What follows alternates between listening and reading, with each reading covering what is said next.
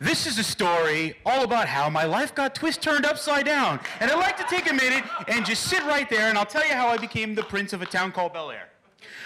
In West Philadelphia, born and raised, on the playground was where I spent most of my days chilling out, maxing, relaxing, all cool, and shooting some b-ball outside of the school when a couple of guys who were up to no good, they started making trouble in my neighborhood, and I got in a little fight. My mom got scared. She said, "You're moving with your auntie and your uncle Bel Air." What's going on there? I whistled for a cab, and when it came near, the license plate said fresh, and it had a dice in the mirror. If anything else, I said this cab was rare, but I thought to myself, yo, Holmes to Bel Air. I pulled up to the house about 7 or 8 and yelled to the cab, yo, Holmes, smell you later. I looked at the kingdom, and I was finally there to own my throne, the Fresh Prince of Bel Air. And if you could eat soup, eat it like that, I guess. I got, what, 2 more slides? Okay. Jeez. I could have went with the extended version, but I didn't. But let me tell you that if you're going to build something with Kubernetes, don't do that shit, because you're going to wind up with a firewall that's blocking stuff, and then when you're actually trying to accomplish something, you're going to end up on top of an elephant. I guess using Postgres. So if you feel like you need to keep your database relational, get on that elephant, I guess. Peace. Great job. All right, next up. This is my team. Yeah. I run a small team. They're all very devoted. They will do anything for that yak. Sometimes it's hairy, sometimes it's shaven. You know, there's no planning here. It's just we react to whatever happens to come to us. If a big bombshell happens to fall on your institution, I guess, are those even bombs? I can't even tell what these are. Like the rest of what my team does. But it's all right, because we're well prepared. If there's a flood, we're well above it. The water rises, we rise with it. They tell me what it is that I need to build, and I do my best to get a house like that, which is not always easy. But it often involves... This is my don't bite my nails device. I'm often a little nervous about what it is that we're rolling into production, but I'm told that it's all going to be fine, and I should just take it easy, wait for the prompt to return the command. I actually kind of feel this. This is most of my life, is waiting for some primitive thing to actually return some result. The other half of my life is building primitive things like this, relying on the fact that they're going to carry me through the air without falling. Actually, many of you that know me, and a significant number of people here do apparently know that I ride a unicycle, so that really is kind of me. Kids. How many here have kids? All right, kids are great, aren't they?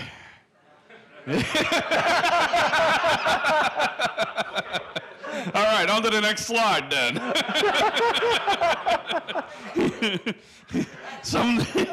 Sometimes when you leave kids unattended, things like this happen. This is not what you want to see when you're coming home from work, especially if you're in a sysadmin and that's what you see at work. And being a sysadmin's all about RTFM, isn't it? That's right. It's all about reading the manual. Drop mic? No.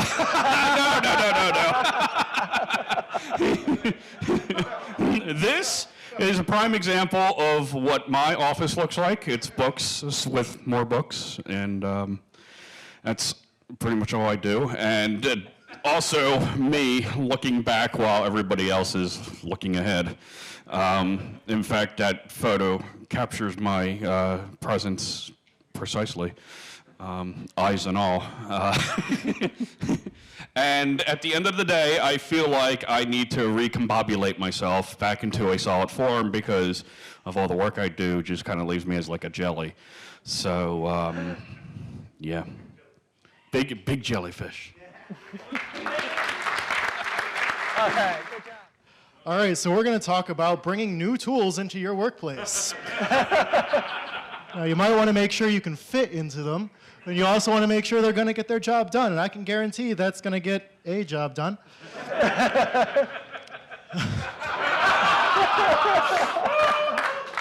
As a Sabres fan, this hurts me deeply.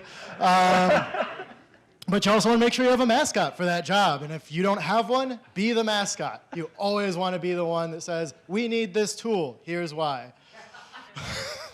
And sometimes that job doesn't go so well.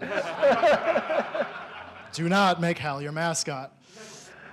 He will not quite help you out in the end, because sometimes you need good requirements.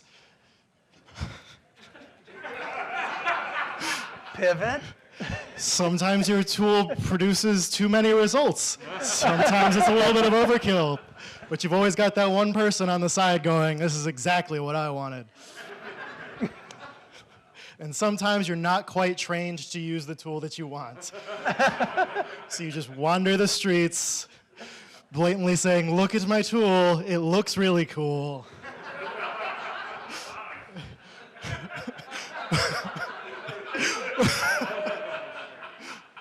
But we're just gonna hide it up on this top shelf, buried deep within a nested folder inside a nested folder inside a nested folder. All right. I'm going to talk a little bit about what it takes to organize a DevOps Days. First thing is there are a lot of dials you have to turn. It's a very complicated event, believe it or not, no matter how smoothly it looks.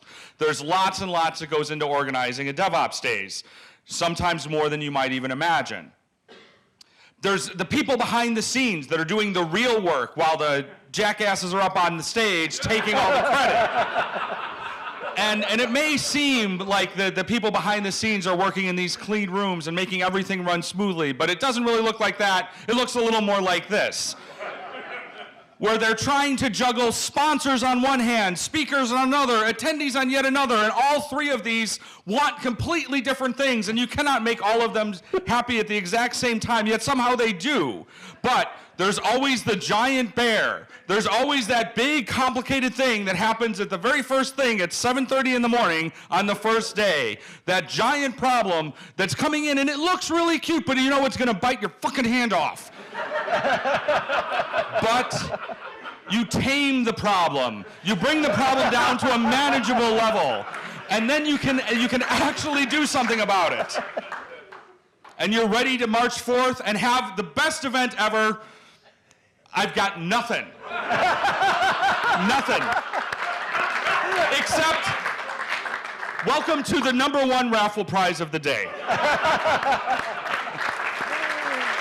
Thank you so much, everyone who participated. That was great. Woo!